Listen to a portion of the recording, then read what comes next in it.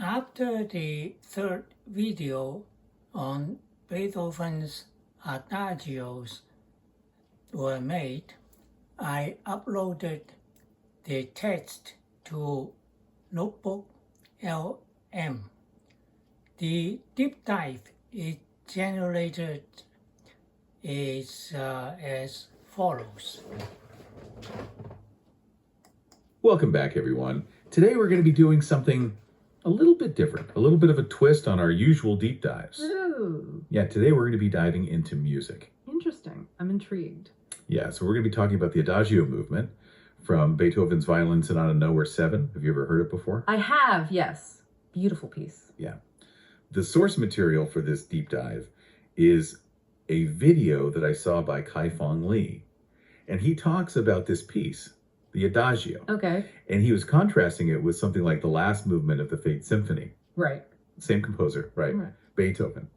But these pieces are so different. Wildly different. So, like, how is that even possible? Well, that's a great question. And I think it really highlights the range, the emotional range and the depth of Beethoven's genius. Yeah, so let's start with this adagio. Can you paint us a picture of like what it sounds like? What is this piece of music all about? Sure, so imagine you're listening to the adagio, right? The strings are playing, and they create this incredibly warm, flowing sound. And the melody, it's like it's floating. There's a sense of peace, a sense of introspection. It's almost like a musical meditation, you know?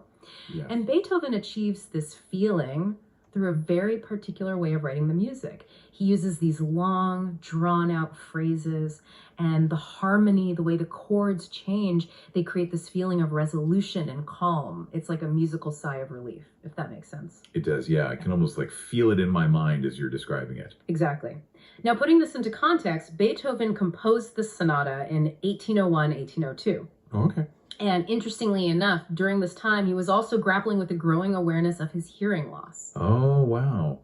So he's composing this beautiful, peaceful music, but at the same time, he's dealing with this like huge personal struggle. Exactly. Imagine the turmoil that must have been going on inside of him. Yeah. It's just, I don't know, it's hard to even imagine. It is. And that's where the term adagio comes in. It's an Italian word. It means at ease or slowly. And traditionally in music, an adagio movement has a slower tempo and it conveys tranquility, reflection. So it's like maybe this adagio was his way of finding some peace, some solace in the midst of all this difficulty. It's certainly possible. You can almost feel him working through his anxieties in some of his other compositions from this time. Right. But the adagio, it offers this space of pure beauty and tranquility. It's like a sanctuary. It's amazing how music can do that, right? Like just listening to a piece of music can evoke all these emotions, all these feelings. Absolutely. And it makes you realize that even within one composer, you can have such diverse expressions. It's not just Beethoven. We see this in so many great artists throughout history.